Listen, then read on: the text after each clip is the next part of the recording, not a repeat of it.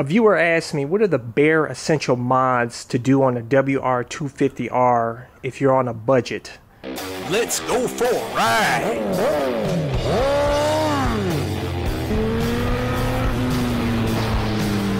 You are watching Psycho Cruises all on one motorcycle channel. Subscribe today. As you guys know, I spent over $3,000 in upgrades on this bike and an extra $1,000 in labor.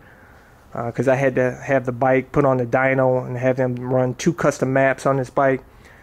But if you don't have a lot of money, and say, I don't know, if you got maybe $1,000 or $1,500, that's really all you need to get this bike decent. Because stock, I'll tell you, it comes corked up from the factory. It comes with nothing, no off-road hardware on it. So if you want to ride this off-road and increase the performance a little bit, you're definitely gonna have to put some money into this bike. And the very first mod that I recommend you do is put on a new skid plate. The stock skid plate is absolutely, I don't even know how you can even call it a skid plate, because it's just a piece of crap. I definitely recommend upgrading to the Flatlands Racing skid plate that you see here. The next mod that I recommend you do is upgrade the rear sprocket to a 47 tooth sprocket. In my opinion, it's great off-road and yet great on the road. Some people bump it up to a 49, but then you're losing a little bit of top end. 47 tooth is perfect. This is a JT steel sprocket. I didn't go with aluminum because I don't care about saving a few ounces, and the steel is going to last longer, and it's fairly inexpensive. But when you replace the rear sprocket, you're going to have to put on a new chain. This is a Renthal chain here. Very easy to install. I did this myself. But this is going to give you some more power down low. It's going to give some more pull off the line. It's going to get you up, be able to get you up any hill, basically. But yet still be able to ride this on the highway, do 75 miles per hour all day.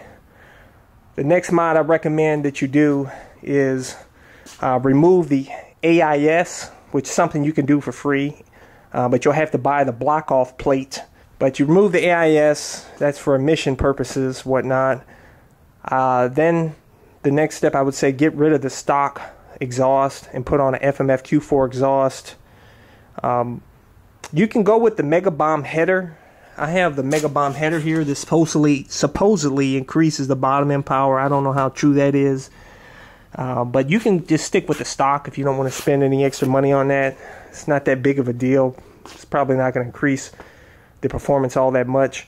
But you're going to need to add a fuel programmer on this bike. So you can get an FMF fuel programmer, which a lot of guys do. And there's a lot of people out there that have different settings you can go by.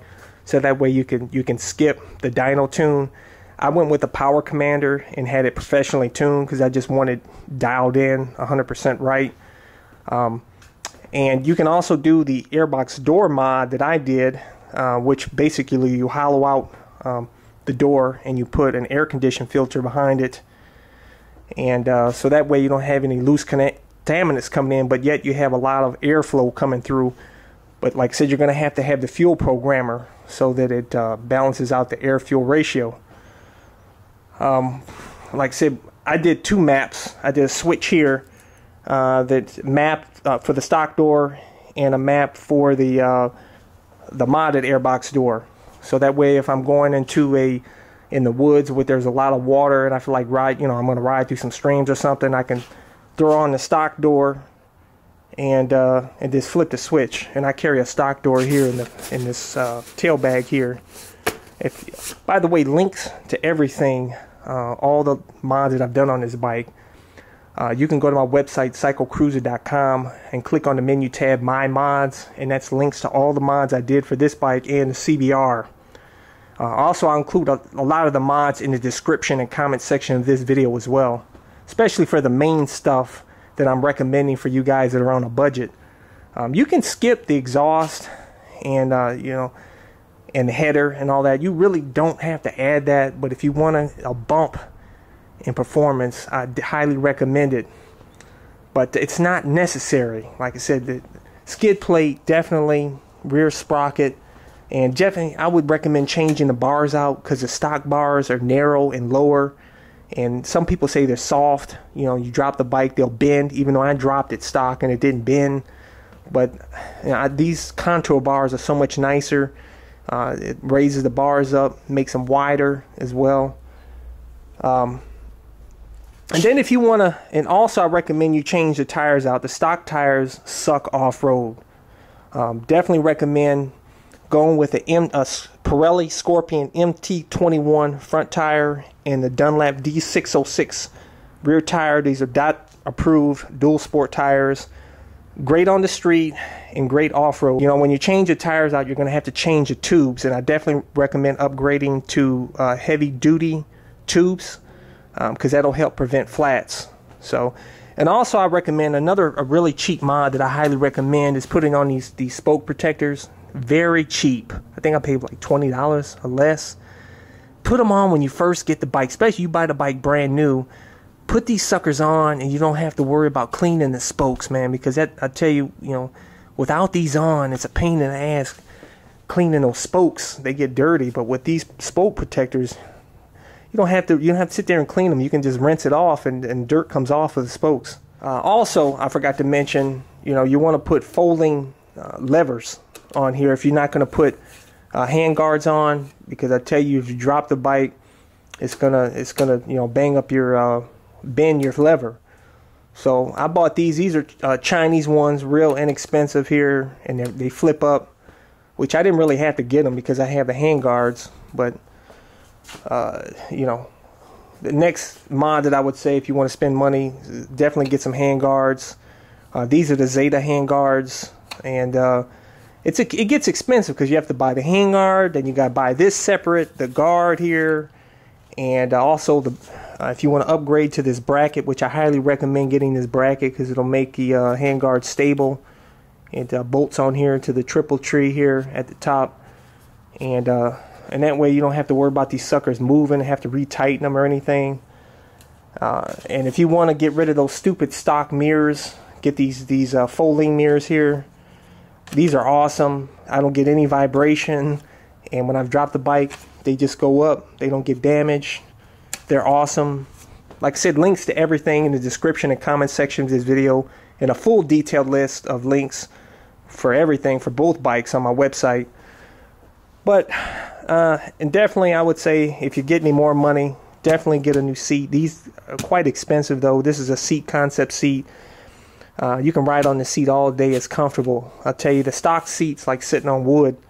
And also, this is lighter weight than the stock seat. And this is a lower seat height. This actually lowers the seat height a bit too. You can get it in a taller seat height or the lower seat height. So this is a little slimmer, a little less weight. This is the Swiss Army knife of motorcycles. I'm telling you, if you want a bike that can pretty much do it all, one of the best all-rounder bikes out there, this is the bike to get. And a lot of you guys bitch about the lack of powerful torque like the dirt bikes have, but you know, a good thing about not having that super powerful torque is you don't have to worry about wearing the rear knobbies out faster. You get you a KTM 500 EXC and do a lot of street and see how long those knobbies last. You'll be changing rear tires probably like, you know, at least every couple of weeks or a month, depending on how much you ride. But like I said, you put that bigger rear sprocket on there, you get some bump on the pull off of this bike. But hey, if you want to see all the mods I've done on this bike, a full review on it, I'll include that video in the description and comment section of this video. So hey, go check that out. If you want to see more of my videos, go to my website, cyclecruiser.com. Click on the menu tab, My Videos. And all my videos are categorized into various playlists. Hopefully you can find something that will inform you and entertain you. Hey, hit thumbs up if you like this video. Share this video with your friends. Let them know the WR250R is the business. Hey, appreciate all you guys. Subscribe to my All-in-One Motorcycle channel. If you have any more questions that you want me to answer in videos, leave a comment below. And I may have done the video already, but if I haven't, I'll try to do a video for you. So that's all I have for you guys. Until next time. Hey, don't forget to check out my other YouTube channel that features the original bug out moto van that is designed and built by yours truly so that I can live in my van with my motorcycle. So hey, check me out at youtube.com/bugoutmoto. Subscribe today.